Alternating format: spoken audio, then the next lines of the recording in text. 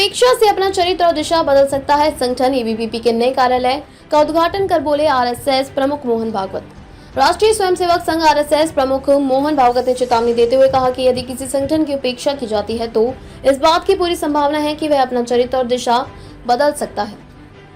उन्होंने ये बात अखिल भारतीय विद्यार्थी परिषद एबीवीपी के नए कार्यालय यशवंत के उद्घाटन के बाद कही, जिसका नाम यशवंत राव केलकर के नाम पर रखा गया है। एबीवीपी के नए कार्यालय भवन के उद्घाटन के अवसर पर उपस्थित लोगों को संबोधित करते हुए मंगलवार को आरएसएस प्रमुख ने कहा कि जब कोई संगठन छोटा होता है तो वह सीमित संसाधनों के साथ अपना काम करता है।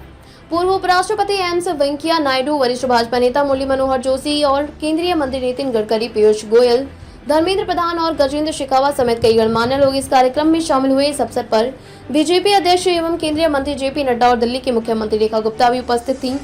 भागवत ने कहा कि जब कोई संगठन बढ़ता है तो अधिक संसाधनों की आवश्यकता होती है। जब वह राष्ट्र के जीवन में स्थान प्राप्त करता है तो उसे विभिन्न प्रकार के संसाधनों की आवश्यकता होती है। प्रत्येक संगठन की अपनी आत्मा और शरीर होता है।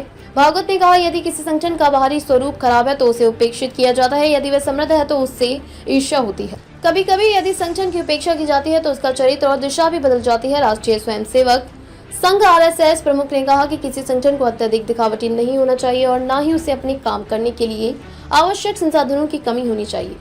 उन्होंने कहा, श्रमिकों को एक संतुलित माध्यम मार्ग अपनाना होगा और ऐसी सोच जागरूक समर्पित कार्यकर्ताओं से आती है। उन्होंने कहा, अगर आप विद्यार्थी परिषद के असली उद्देश्य को समझना चाहते हैं तो एबीवीपी के किसी कार्यकर्ता को देख लीजिए। ये छात्रों का छात्रों द्वारा और छात्रों के लिए एक संगठन है। जब आरएसएस पर प्रतिबंध लगा था तब एबीवीपी ने ही युवाओं के बीच राष्ट्रहित की मशाल को आगे बढ़ाया था। हमने देश भर के परिसरों में सेवा और देशभक्ति की भावना को जीवित रखा।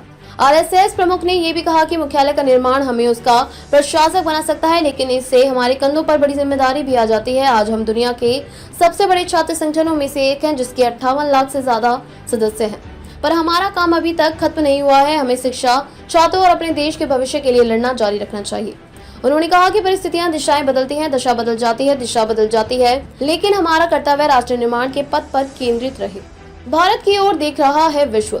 आरएसएस प्रमुख ने एकता का संदेश देते हुए कहा कि विश्व मार्गदर्शन के लिए भारत की ओर देख रहा है। उन्होंने कहा, हमारे देश का भाग्य बदल रहा है, पूरा विश्व मार्गदर्शन के लिए भारत की ओर देख रहा है। विश्व के सामने सही आदर्श प्रस्तुत करना हमारा कर्तव्य है। हमारे पास ज्ञान है और हमें एकता की भावना के साथ दृष्टिकोण अपनाना होगा। भागवत ने कहा कि विभिन्न संप्रदायों, भाषाओं, जातियों और उपजातियों के लोगों के बीच एकता की भावना से ही राष्ट्र निर्माण और वैश्विक कल्याण के लक्ष्यों को प्राप्त करने में मदद मिल सकती है। उन्होंने कहा, मैं भारत के युवाओं में देश को अग्रणी राष्ट्र बनाने का नया उत्साह देख सकता हूं। उन्होंने कहा कि युवा पीढ़ी में विश्व के समक्ष प्रगति के वैकल्पिक मॉडल प्रस्तुत करने की क्षमता है। उन्होंने कहा, हमें अपने देश का भाग्य पूरी तरह से उपनिवेश मुक्त मन से बनाना होगा। हमें उसी आधार पर अपने प्रयोग करने होंगे। युवाओं में राष्ट्र निर्माण का उत्साह और काम करने की क्षमता है। उन्हें देश को उचित ज्ञान दिए जाने की आवश्यकता है। यह ज्ञान एकता से आता है।